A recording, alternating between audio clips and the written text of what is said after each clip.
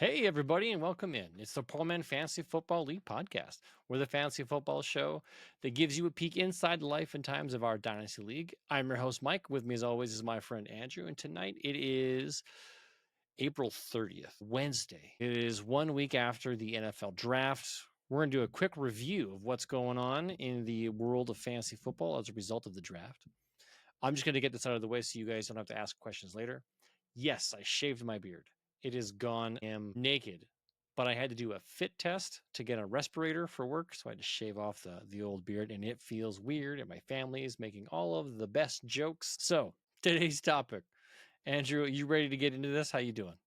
Good, and yourself? Well, outside of, being cold and naked on the face, I'm doing pretty good.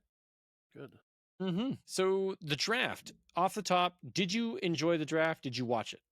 I only got to watch the first round. That's okay. This is kind of all it's worth watching. Busy the rest of the week, or the weekend, sorry. So yeah. Any takeaways on your end? I thought it was an okay draft. I didn't think it was wild and crazy. The two things that I found exciting was the rise and fall of Shadur Sanders. It was funny to watch until it wasn't funny to watch, and then it just became became a gruesome. Yeah. Yep. Well, it was. We called it draft day. Yep. That is. I watched it the night. So we recorded last week. I was processing and working on it, and I watched draft day and fresh in my mind. And wow, similarities are amazing. Yes. The only thing that didn't happen was him freaking out and running out, but who knows if that actually happened or not? They didn't catch that on camera. No, true, I guess. All right. And the other thing that I thought was interesting and exciting was the Jaguars trading up for the 102 to go get Travis Hunter. I thought that was that was a wild turn of events. Yep. I don't know that that's a good fit for him, but if it's a team that's going to let him play both positions, let's see. How do you They've got Brian Thomas Jr. They didn't really have another wide receiver. Now they've got a dual threat player that can go both sides of the ball. I'm happy they didn't ruin Travis Etienne's future. So, yeah, overall, pretty happy. And we'll see how they use him, right? Mm-hmm. Like what kind of split it's going to be. Because I can't see him doing full-time both. The guy will be burnt out by Christmas time. Could be. And if they're in a playoff, if you're in a playoff race or contending for a playoff spot, then what do? Do you rest the guy for the playoffs, or do you have him go all out and potentially get hurt or be too tired to play in the playoffs because you overworked him? Yeah. I mean, you look at that. That seems to be like Christian McCaffrey's problem. Every team that he goes for, he has to be the main guy, and they overwork him, where he's 75% of the offense, and then he blows his knee out or tears his Achilles or his head falls off in the middle of the game. Right. Okay. It's one of those things, right? Like the body can only take so much pounding, right? Not true. You can't put that much wear and tear throughout a whole season without having significant breaks. Yes.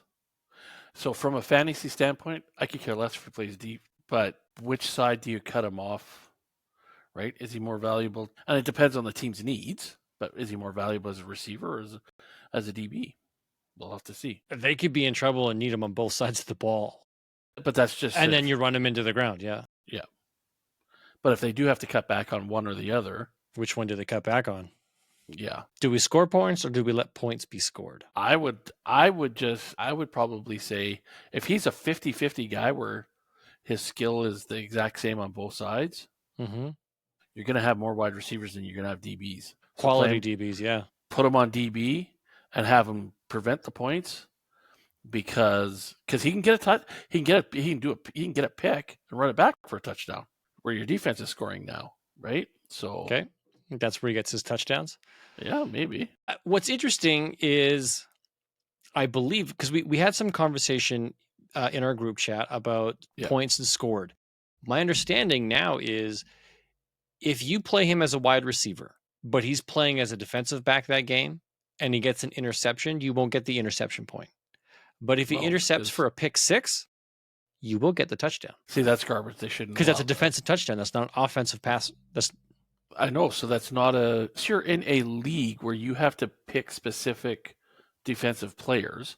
If you were just to pick the Jaguars' defense, then yes, you would get that as a defensive 6 points. But the platform only captures it as a touchdown. They don't see the difference between offensive touchdown or defense. They just see touchdown. Then they're going to run into a problem.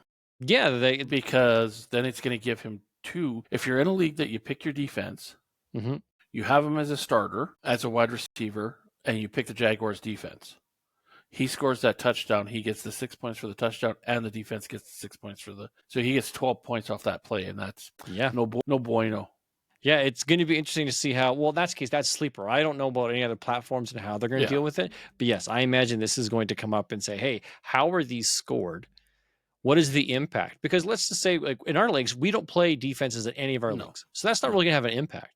But if he's on defense and he scores a touchdown and you've got him in the wide receiver slot, but let's say he never takes any wide receiver snaps that game for some reason, but he still scores a touchdown, you'll still get 6 points because you got a defensive pick six. See, yeah, to me that's garbage because that's not a that would be the same as like in some of your leagues where you have the punt return guy getting points. So his punt return now gets him an offensive touchdown as well. That shouldn't be. Actually, I don't think that is, right? Because if we haven't, so no fun, that's a kick return league. So you get very little points for it, but you get something. So if a guy did score a touchdown, you would get points for that. I'm going to go look that up. While we're talking here, actually, that is interesting because you get kick return yards. So I wonder if it's only if that thing is active. League. So we've got passing, 2-point, pass interception, pick, 6 thrown, pass completed, QB sack, rushing, kicking, field goal, no more. Let's go special team. Oh, special teams players. So in this case, the special teams player, yes, if it's a special teams touchdown, you get 6 points. If he's a special teams player. But if you also have him as a starting wide receiver. No. So it looks like sleeper in this case has got, you have to designate him as a special teams player, and then we don't have him slot. We don't have a slot for a special teams player. No. Meaning if the player is, if your scoring settings has enabled special teams players, then yes. Which in this case it does. And there's a segment here that says, hey, if you have special teams players, whether they're playing special teams defense or special teams player. So we're looking at players, and if your guy scores on a kick return or punt return, you get 6 points. If your special team guy is a fumble, you get 1 point. If your special teams player recovers a fumble, you get 1 point. If your player punt returns yards, you get 1 point for every 20 yards. Kick return yards, you get 1 point for every 20 yards. So those are enabled. If I go to IDP, those are all disabled. Okay. But I can see IDP touchdown if that was enabled. So maybe they've already addressed this, and that is just funny conversation happening in the various chat rooms on Sleeper. Well, you don't see a player come along too Not like this, yeah. All right. Oh, well, there's some news to share. So I'm going to pass it over to our resident news anchor to share with you guys the news as it is. So starting off, George Kittle signed an extension today, 4 years, $76.4 million. When I see you added $40 million was guaranteed. Yeah, still a big contract. He's going nowhere, which is, I don't know. Is he going to last the 4 years? Probably not, but yeah. So he still gets paid $40 million either way. Browns are signing Deontay Johnson, 4th team in 1 year. Yeah, so I don't see him having a whole lot of value, but have you? The Bills are signing Elijah Moore, or they did sign him to a 1-year deal, which isn't surprising because they really didn't address their wide receiver position at all in the draft. Nope, they did not. I guess because other former QBs have done this in the past, I guess Eli Manning felt left out, so he's putting together a group together to put a bid in to buy the Giants. Are the Giants even for sale? If you offer somebody enough money, I guess, everything's for sale. It's like, hey, wait a second, I like $5 billion.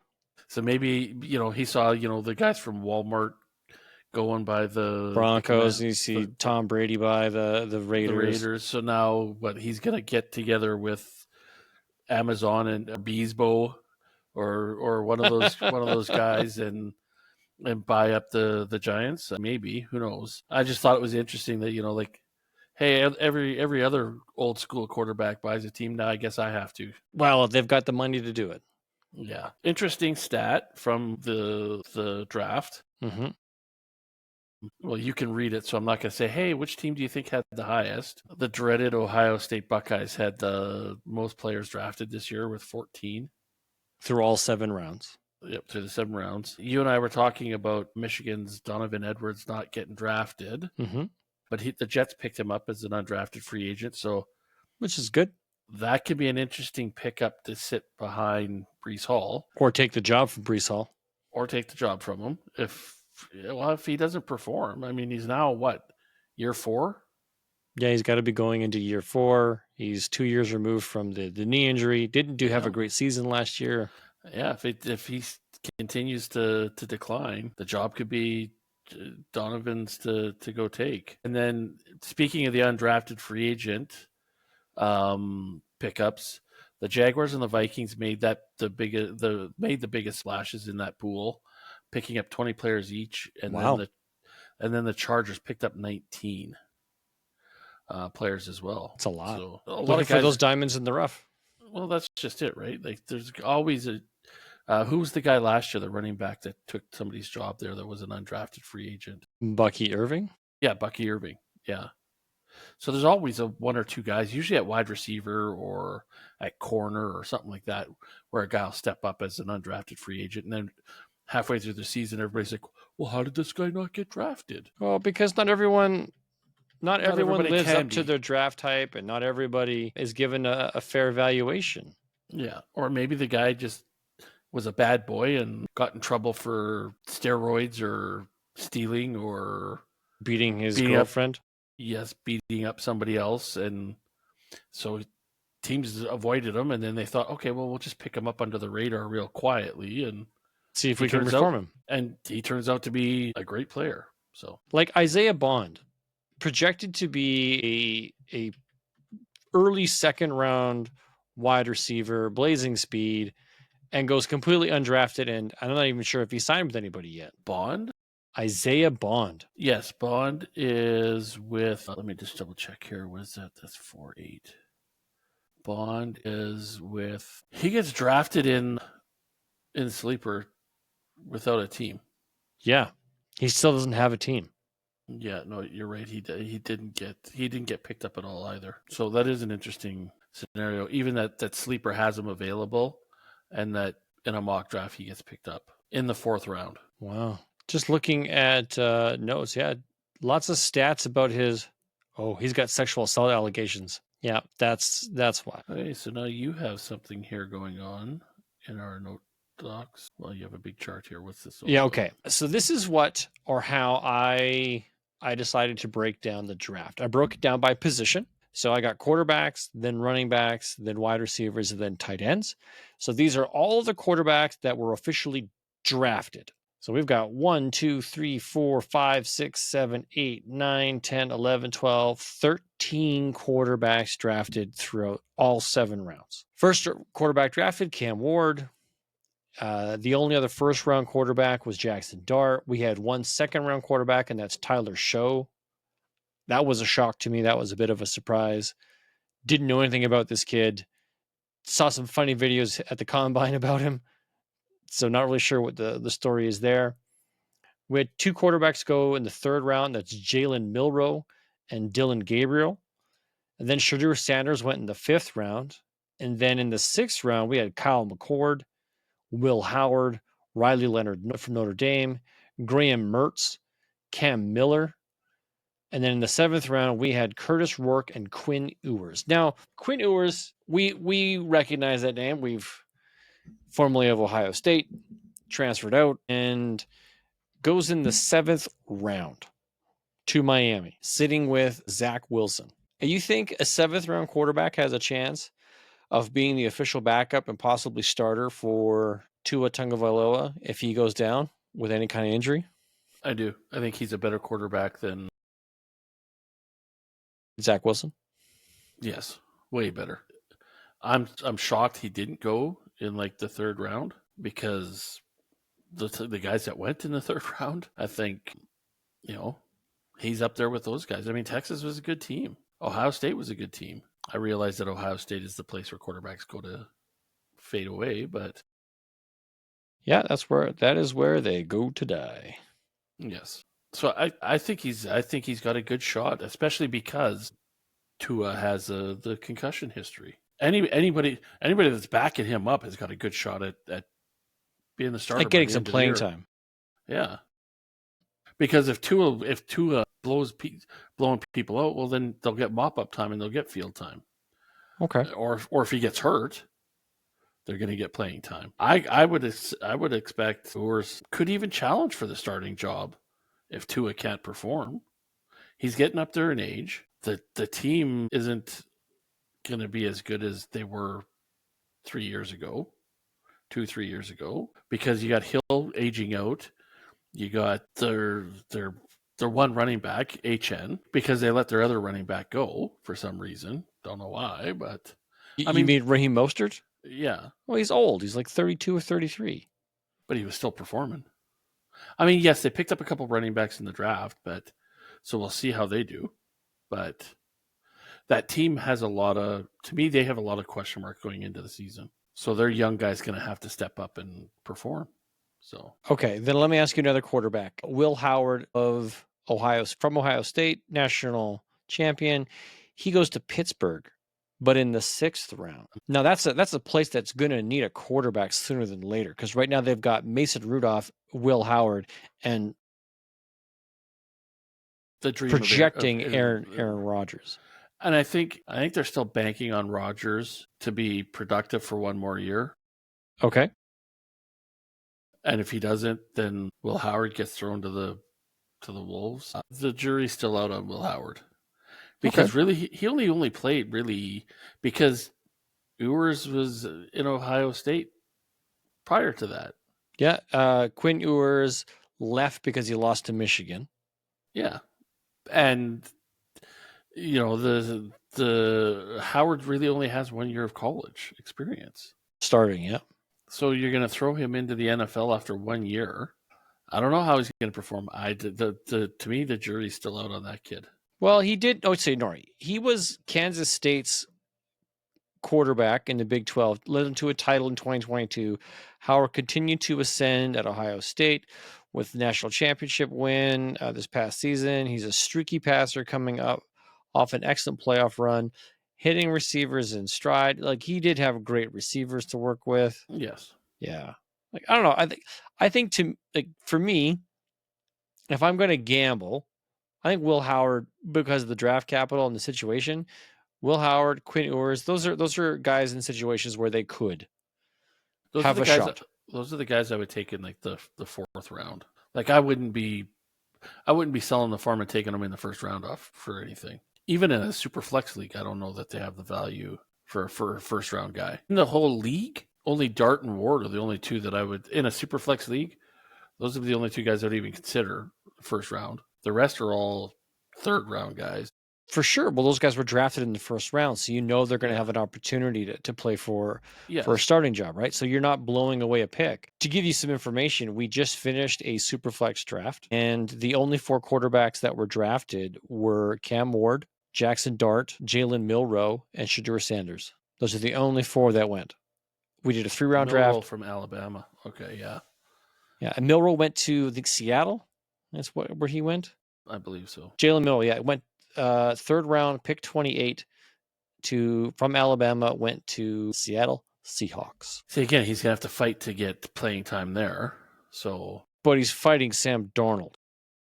But if Sam Darnold has another decent year, this kid's gonna sit for a year. Sure, and that's which okay. Is fine. Yes. Yeah, that is like get some development instead of being thrown to the wolves right away. Yeah.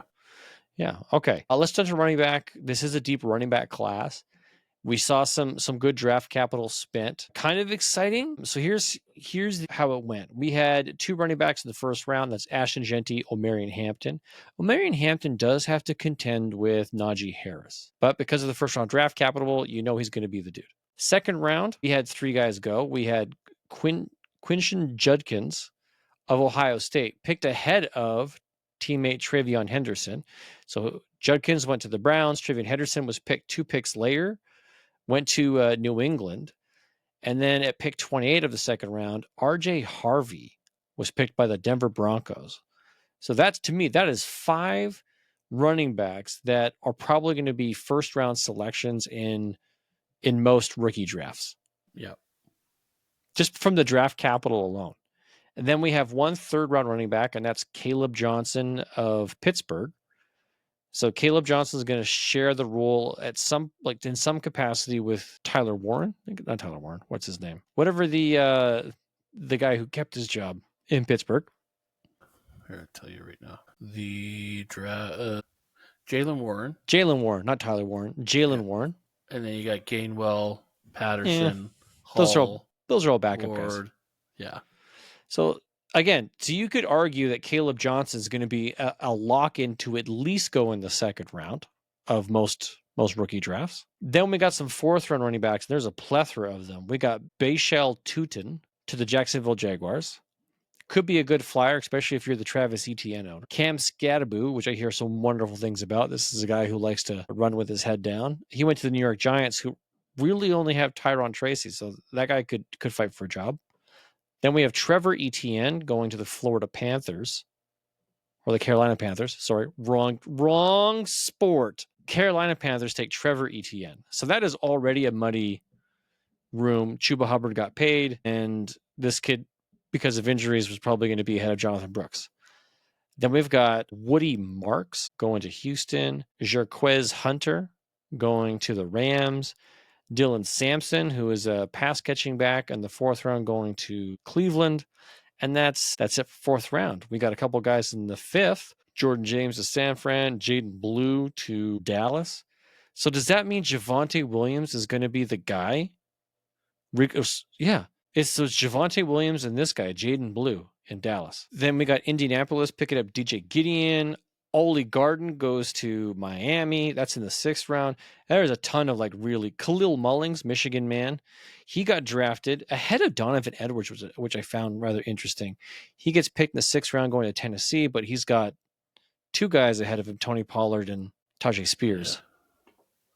Yeah, I don't think he supplants Spears, but I think he can take from Pollard.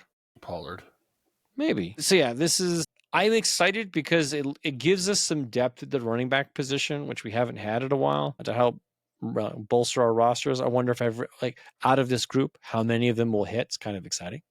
In the sleeper draft that I did, in the first 2 rounds, there were 8 running backs. In the first 3 rounds? First 2. Okay, that makes sense. 8 out of 20 players were 1, 2, 3, 4, 5, 6, 7, 8. Yeah, that takes you all down to Cam Scadaboo. Yeah. And then the cutoff, yeah, that makes sense. There's some 4th round running backs in there. So the way it went in the sleeper was Genty, Hampton. They went 1 and 2. Number 5 went Henderson. 6 went Judkin. Johnson, 9. Johnson, that's Caleb Johnson at 9. Okay. Yep. And then the second round it went Harvey. Yeah. Scadaboo. Yeah. Tutin. Okay. Interesting. Now let's talk wide receiver, because the wide receiver is a little thin this year by contrast to years past. Yeah. So we got Teteroa McMillan going to Carolina in the 1st round. I'm not overly excited about it because it's the quarterback situation. Bryce Young doesn't excite me as a passer. So I'm not overly excited for McMillan.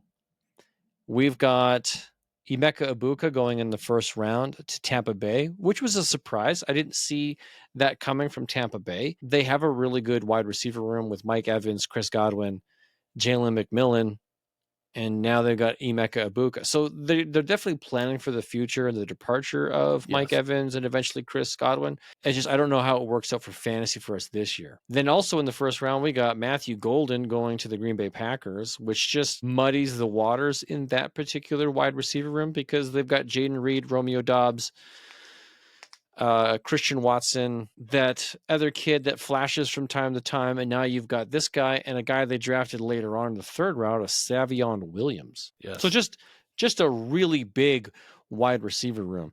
So those first round draft picks, in theory, are good, but aren't in the greatest situations to perform for us as fantasy managers in that first year. Yeah. Well, and the one guy that you left off the list in the first round. Yeah. No, that's it. That's just those three. Travis Hunter. Yeah, okay, sorry. I did leave off Travis Hunter because he's listed as a cornerback by the draft. See, in Sleeper, he's listed as wide receiver. Well, because he has both designations. Yeah. Okay, so again, to me, that's another muddy water pick because he's going to play dual threat. He's not going to get all the playing time. You've got Brian Thomas, who showed out to be an absolute elite pass catcher. I don't see the return on the value like this year. More than likely, they figure things out and they work him into the system. And late season or maybe next year, yeah, you probably have a nice little golden ticket there. Just not for this year. So the four wide receivers from the first round aren't really sexy to me. No, where I'm looking is kind of some of those guys in the late third, middle fourth. One of them turning out to be a superstar. Yeah, like that Arian Smith from Georgia could. Where was he taken? Fourth round. Okay. To the Jets. Yeah, like he could be a good compliment. Well, because who else do they have? They drafted Tyler Warren as their tight end. They've got Garrett Wilson. Yeah. So he could be another good slot guy. Until you look at his quarterback, Justin Fields. So you're taking him for the replacement of whoever the real quarterback is going to be long term. Yeah. But, I mean, this kid could have a wicked rookie year if he gets any chemistry with Fields, right? Yeah. Wow. The Raiders took 3 wide receivers this draft. Yes. They took Jack Beck in the second round. They took Dante Thornton Jr. in the 4th round. And then they took Tommy Mellott in the 6th round. I found it interesting that my Detroit Lions took Isaac Tesla in the 3rd round. Yes. What's really interesting, like in the sleeper draft, out of 50 players, only 15 of them were wide receiver. So there's not a whole lot of. Wow. What was taken then? A lot of tight ends? A lot of tight ends, a lot of quarterbacks, a lot of running backs. So at running back, we had 2, 4, 5, 8, 10, 12, 14, 15, 16. Only 16, but interesting. Pretty even, right? So at quarterback, we had 1, 2, 10. It looks like 9 tight ends, which is a lot for tight end. Well, you know what? Let's talk about tight end then. Let's flip over there. Okay, so Colston Loveland, our boy from Michigan, he goes 110. I was surprised with that selection. I'm happy. Good for him. I think that's great. Tyler Warren went 4 spots later to Indianapolis. Again, both of them are going to situations that are very different. Colston Loveland went to a team that has a up-and-coming offense that they're building around, but there's a lot of mouths to feed. So I don't know how he's going to be utilized. This just in. Okay. Kansas City Chiefs are looking to expand their dynasty in 2025. Now with this contract to Kittle, I guess they're going to have to face the choice of, are we paying Kelsey? To me, no. To that kind of money. No. I thought they already renewed him like last year. I don't know. Hang on a sec. Then you keep talking. I will pull up that those. So his last season ended in disappointment. The franchise won their 3rd straight AFC title. The center of that core has been Mahomes and Kelsey, the best duos in NFL history, breaking records every season. Now Kelsey is the older of the 2 at 35, although there's speculation he might retire. There's growing belief that the 10-time Pro Bowler could still be playing beyond next season. A bit of news for the Chiefs organization, but the star tight end contract is set to expire. So he's got 1 more year. So it expires at the end of 2025. And now with the reshaping of, Kittle's contract, of $76 million and 40 of it guaranteed. How much are you going to give Kelsey to come back next year? for 2026.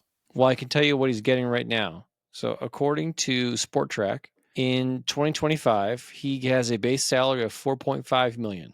He restructured his contract to get an advance of 2.5. He gets a roster bonus as long as he's on the team by a specific date of 12.5 million and a workout bonus of 250. The cap hit is going to be 19.8 and the dead cap is 14 million. So he currently takes up 7% of the team's cap. Yeah. But if they want to extend him one more year, it's going to cost you, Chief. It's going to cost you. I'm not sure it's worth it at this point. If he does decide to say he comes back, I would play the year out and say, hey man, what do you want to do? Yeah, cross that bridge when you come to it. I guess.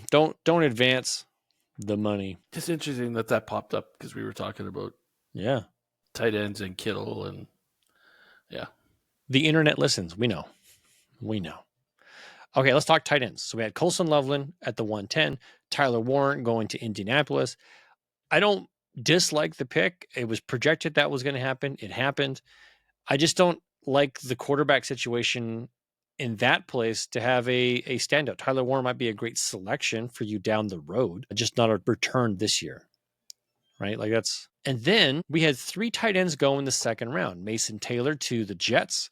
So that one apparently is a very sneaky pick by a lot of people. Terrence Ferguson by the Rams. That's another pick. And then Elijah Arroyo, which I found to be really interesting because they had AJ Barner and Noah Fant as their tight ends. So you invested high in a tight end, but you had 2 really good tight ends on your roster. I think that was more of a take him so nobody else can. Okay, so Elijah Arroyo missed most of the 2022 and 23 season with a knee injury. He started all 13 games in 2024, averaging 16.9 yards per catch. He gets open, shakes defenders at the top of routes, finds windows in the zone. Okay, that could be a guy that we might need to keep an eye on and see where he falls. He might be a value tight end to see if he rises to the surface in an up and coming offense. Noah Fant apparently is on his final year. He could be a guy that, like the dude there in Cardinals, Arizona, Trey McBride. Right, like it took him a few years to get going, and then exploded. Okay. Third round tight end Harold Fannin Jr. from Bowling Green was drafted by the Browns. Okay, he could be the future replacement for David Njoku. Yeah, Njoku. There we go. And then his fourth round Gunnar Helm to Tennessee. Then there's Carolina's got a tight end, Chargers, Bills, another Seattle. Gavin Bartholomew goes to the Vikings. Yeah, it's like I'm not overly excited for anything beyond maybe the third round in this case. Where did that Louis Glachy go? 7th round to Houston. He went to Houston? Yeah. In the 7th round, though. I thought he was going to be higher than that. Obviously, Iowa produces some good tight ends. They do. Maybe he just had a bad camp or not camp. Combine, and maybe some bad interviews. Yeah, I don't know. That's probably a guy you'll end up picking off waivers as something happens. Yes. Probably not going to draft him. But it's kind of neat and interesting. I did enjoy going through and kind of looking at these rookies in this way, saying, hey, all right, well, how many of you were drafted? Where were you drafted? Kind of seeing what these numbers look like. And then looking at the team and saying, well, how realistic is it for you to return on your draft investment so I can make a judgment call on how much I want to put into my draft investment into you. So I guess what I've done thus far is I have created my own little rookie ranking sheet where I'm keeping track of guys that I like. So I've got my initial rankings compared to their draft and then other people's opinions. And then because I've only done one draft for one league, that's the Gods of Football. And who went number 1 overall in that? Ash Agenti. And I expect Superflex or any format, Ash Agenti will be the number 1. So you think number 1 and number 2 are going to be Genty and Hampton? O'Marion Hampton, yeah, I suspect that's probably going to remain the 1-2 punch unless your team is in big need for a quarterback, and then you might go Cam Ward. Where did Hampton go? Chargers, yeah. So I fully expect that to be, and he went in the first round. You know Harbaugh's going to run that kid like crazy, usually spilling him off with Najee Harris. Yeah, I think. And Genty, he's going to get slotted as the number 1 guy in Vegas. Unless somehow Vegas is able to turn around and be slightly better than they were last year. Yeah. They still have Brock Bowers. What they don't have is a blue chip wide receiver. No. But what I'm saying, though, is like there is no one. Genty is going to have a hard time taking the number 1 spot. Yeah. As a running back there. Which is why it's safe to assume that I can get rid of Zamir White. Yeah. As a draft pick. Yeah. I'm still trying to figure out that trade that I was telling you about that I got thrown earlier. Okay. Because it's over 1 spot, but it's offering the person is offering a lot to move up 1 spot. Well, the 102. Yeah. This year and the first round next year for the 101. Yeah, it's Ashton Genty. Easy. If it's the 101, it's Ashton Genty. There's nobody else worth taking other than the 101. So if you want Ashton Genty, you got to keep the 101. Otherwise, you're going to end up with O'Marion Hampton. Yeah, which is a good pick, but I don't know if it's going to get enough. If he's going to get the playing time that Genty gets. Genty is probably going to have a great 4-5 year career and then be toast because he's going to get run into the ground. But I think the thing with Hampton is Hampton might end up being more valuable because the offensive line is better in the offense overall. The Chargers. You got Justin Herbert. Yeah. Ladd McConkey proved that he can be a reliable wide receiver. Yeah. They're putting other pieces in place. They brought back Mike Williams, which may or may not be a good thing, but could Hampton actually be the better pick? Long term, maybe, yeah. I don't think it's bad. I think it comes down to what is your long term opinion, or what do you need now? Because I think Ashton Genty will probably have a better year 1 than O'Marion Hampton. I think Ashton Genty might just be the clear cut, like easy to me 101. If I had the 101, it's Ashton Genty. I'm not picking anybody else. I'm not arguing. I'm not even listening to conversation. I just know 101, Ashton Genty. 102 to me is O'Marion Hampton. I would not consider Travis Hunter or McMillan at the 102. The 103, that's where things start to become a bit more negotiable. Yeah. Yeah. Yeah. I'm going to have to decline that, even though it would be good to have an extra pick in the first round next year too. But yeah, but you don't know what that next pick is going to be. Right now, you know you're getting the 102. You're going to get O'Marion Hampton. You're swapping O'Marion Hampton and a first round next year, which could be 1 through 10, for Ashton Genty. Like, I don't know. It's not terrible. No, it's not. No. It is a fair trade. It's just looking at my team, I need a running back really bad right now. Okay. So I don't dislike O'Marion Hampton. I would be more than happy to have O'Marion Hampton at the 102. What is my next pick in this league? Because I know I have 2 first rounders. Oh, Jesus. I have the 103 as well. Okay, so I either go 101 and 103 or 102 and 103. Okay, so in reality, I think what will end up happening for you is you're going to go 101, say Ashton Genty, whatever O'Marion Hampton goes to. Let's just say, because I think it's 90% it's going to be O'Marion Hampton. You're back on the clock at 103. You're now looking down Travion Henderson and Quinshawn Judkins. You're now getting 2 shots at potential running backs. Or I go wide receiver in my 103. Which wide receiver do you go? That's just it, right? Like, because I don't know that I don't trust Hunter. McMillan, maybe. But I don't even know if I love that one. But you can't, to me, like if you're not picking one of those 2 as the first wide receiver, then take a running back, because you're going to get a better return on your investment, I think. Yeah. I like Golden, though, for the Packers. I don't disagree, but I don't think he's worth 8. I don't think he's the 103. I think he's maybe like the 108 beyond. Yeah. Like late round. Like, I'll give you an idea of what happened in the draft that happened over in our league. It went Ashton Genty, O'Marion Hampton, Travis Hunter, Travion Henderson, That was my pick at 104. Travion Henderson. Cam Ward, this is super flex, by the way, so it's not exactly apples to apples comparison. Cam Ward went 105. Judkins at 106. McMillan 107. Ibuka 108. Tyler Warren 109. RJ Harvey went 110. Yeah. Ben Golden 201. And I've got the, like, if he could drop that far, I've got the 201.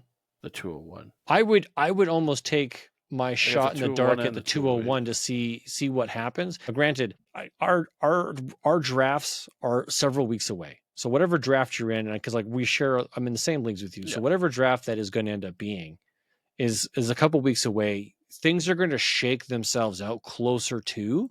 Yes. So you have a better idea of what your options can be. You know what? I almost wish we didn't do our drafts until week 2 of the camps. When do camps start? July? End of July, beginning of August, or middle of July-ish. Because this way you can kind of get a sense for, okay, we drafted this kid. We drafted this kid in the first round, and he's dropped every single one of the balls thrown to him. So do you still take that chance as a first round pick, or do you drop him to the 3rd or 4th round? I remember Jamar Chase dropping the balls and being an absolute because bust in the preseason. Because they were saying something about the balls being a different size or a different shape. They didn't have the white stripe or something on it. Yeah. And then look at him now. So it could be argued either way. I didn't like drafting now, but I also recognize that the draft we just finished, some of these guys are going to be absolute steals because you drafted them where you did, and time will change, and we'll be able to look back, hindsight 2020, to say, oh my goodness, I was able to draft so-and-so in the 2nd round, when really they're a first-round talent now.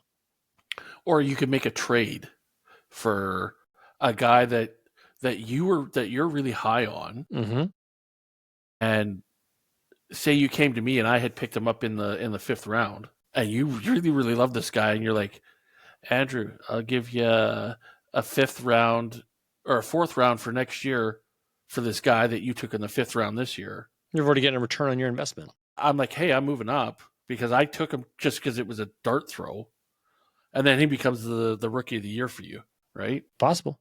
Yep, it's possible. This is all part and parcel with the fun of drafting and putting evaluation to these potential players and what their outcomes could be. We don't know for certain. We have feelings based upon. I gotta decline it. Our gut. Okay. I declined it. Sorry, Donnie. Oh, okay. Way to call him out. Well, it was a good offer. He offered me the 102 and the 10 and the 1st round next year for the 101 in Poor Man. So I'm not faulting the guy. It was a good offer, but I want. You and I talked about this 3 weeks ago, and I was offered a offer in another league that I declined when I said to you, I think last week on the air, I want to go after the guy that I've been talking about. So for those that are trying to get the 101 away from me in whatever leagues, I'm taking Genty. Okay. I'm just putting it out there. You're just saying right now it's Ash and Genty. So if you want Ash and Genty, you're going to have to pay through the nose. Got it. You're probably having to say to me, I'll give you Saquon Barkley and a 1st round pick. Oh, yeah. Okay. Well, let's have a look here because where I'm going to go see where you have that, because I know one place I have Saquon Barkley, and I will give you Saquon Barkley. You don't have the 101. You don't have the 101 in that league, though.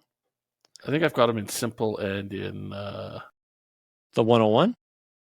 Where did I finish dead last? I finished dead last in 2 leagues. You were number 9, I think, in simple. I got the 103 in simple. Crazy. I thought I had the 101 in 2 leagues. Yeah, Andrew, you got the 103. Yeah, not bad. That's still pretty good. I got the 111. Yeah, good old no fun. I'm the league champion, so I got the last pick. Yeah, thank you, but no thank you. I'm not excited to spend the 110. I got the 102 in no fun. Well, that's not bad. You're still going to get O'Marion Hampton. I got a good 1st round. I got the 102, the 109, the 107. I got the 202, the 206, the 205, the 302, the 306, the 309. I don't have a fourth or a fifth rounder in no fun. 8675309. That's essentially what you're doing. Is you're just drafting everybody in all the rounds. Got it. Okay. All right. Well, that's virtually in poor max. I got 5 third rounders. Yeah, but you're drafting what in the 5th round? No, third rounders. Third rounder. You know what? I think there's some good value to be had in the third round. So in poor man, and everybody can see this because they can go on my team, but yeah, that's what I got here. I got the 2 first rounders. So the 101, the 103. The second round, I've got the 201, the 208. Third round, I've got the 301, the 303, the 309, the 309, 310. 10. So I got 8, 9, 10. But you also, you don't have the 401. I hear him thinking, you got the 401 as well? Like, my goodness, you had 4 picks in a row, but no. You traded that away. Yes. And then I got the 501. So that's a good amount of draft capital. It is. And again, I'm open. I'm not giving up Genty. I'm not giving up the 101. But somebody's looking for a third round guy. 1, 2, 3, 4, 5 third round picks. What do I have? I've got my first, my second, my fourth, and my fifth. Okay. Yeah, because I have your third. And Gabriel's and Ice and 1, 2, 3. Yeah. And mine. It's a good amount of third rounders. Yes. Maybe you'll be able to package some of those and move back up into the second round. I've got 2 second rounders. Yeah, but you could package up maybe the 2 thirds for say the 8, 9, and 10 and move back up to the 207 or 206 or something, maybe. Like get back in and grab somebody else. I don't know. Because I don't know what is going to be there at the third round. That's where I'm probably looking for my quarterback. See what's left in the quarterbacks. Yeah. I mean, I've got good quarterbacks because I've got you do CJ Stroud and Mahomes. And like, you take a dart throw. Maybe Shadur Sanders is maybe there. I'll take dart. But right, dart throw. Oh my goodness! But I got an even one better for you. Okay, hit me with a dad joke. Not a dad joke. Who did Kansas City take? At what point? Of note, who did Kansas City take? Well, I believe Kansas City took a running back at like the 7th round. Was it a running back? Let me go to... No, it was a wide receiver. Where's my chart? I closed it. Kansas City did not take any of that. They did not take a wide receiver or a running back. Did they take a tight end? Nope. Kansas City. Oh, Kansas City. They took Jalen Royals from Utah State in the 4th round. Do you not find it ironic that the Chiefs take Royals? I don't know. Who is this kid? You don't find it ironic that the Chiefs took Royals? Are you making an old-timey like Western joke where No. Chiefs took... What is Kansas City Royals? Yes. Okay, baseball. It's the baseball team. Yeah, the Kansas City Royals take Jalen Royals. So the Kansas City takes the Royals to play in the NFL. Okay. I'm not a baseball guy, so that obviously took me a painful amount of time to figure out. But that's kind of why, like, in my little notes in that other package that I gave you, it's like, come on, really? The Chiefs, Kansas City takes the Royals? They already have the Royals. Why are they taking the Royals? Interesting. All right. Good stuff. Well, guys, hopefully you enjoyed the show this week as we give you an insight onto our look at these draft picks. Hopefully you guys get a chance to share your thoughts and feelings about the draft, about how your team drafted in the NFL draft. Did they take somebody you liked? Were you surprised? Were you shocked? Were you disappointed? Were you intrigued? Are you looking to draft Isaac Tesla? Please say no, so I can draft this 3rd round wide receiver who probably won't see a lot of action, but I want to get my hands on him. Again, what business is it of the Fords to buy a Tesla? Yeah, they didn't buy him, man. They drafted him. Now they own him, and they got to pay him. Yes. So in other words, they're buying a Tesla. Yeah. Ford is buying a Tesla. What's going on? So funny. The world is just upside down, and I blame Trump. It's so weird. I blame Trump and what's our prime minister? Carney. Because he's you know what a carny is, right? Yes. Yeah. They have small hands and they smell like cabbage. Jeez. Good movie reference. Love that one. It's the old sleight of hand every time. I'll leave it there. Note. It's been fun getting together and having the show. Come back next week as we figure out some more BS to kill your guys' time with. Because when are we starting to do the divisions? We are looking at doing the divisional breakdowns. Don't start till July. Yeah. We're going to find stuff to fill in the time gap between now and then. Let's see. It is 30th. Maybe we'll record Mike doing skip rope for an hour. Jump rope for heart. Do you remember those events? Yes. Right, you'd raise money saying, I'm going to skip this many times in this amount of time. Yeah. And you will donate me monies that I will give to the foundation, Heart Foundation, which I always thought was going to the wrestling duo, the Heart Foundation. Yep, legit. That was a childhood trauma for me when I realized, wait, Bret Hart and Jim the Anvil Neidhart are not getting this money? How are they going to fund beating Demolition? Or the Axis, or the Bushwhackers, or whoever it is that they're fighting at this time. The Rockers. I don't know. Yeah. It was a traumatizing childhood. The Rock and Roll Express. Yeah. Yeah, another good one. We ended it on a high note, folks. Thank you very much for hanging out with us. We'll see you next week. From one poor man to another. Remember, if it's not fun, it's not worth doing. Good night, everybody. Have a great week, everybody.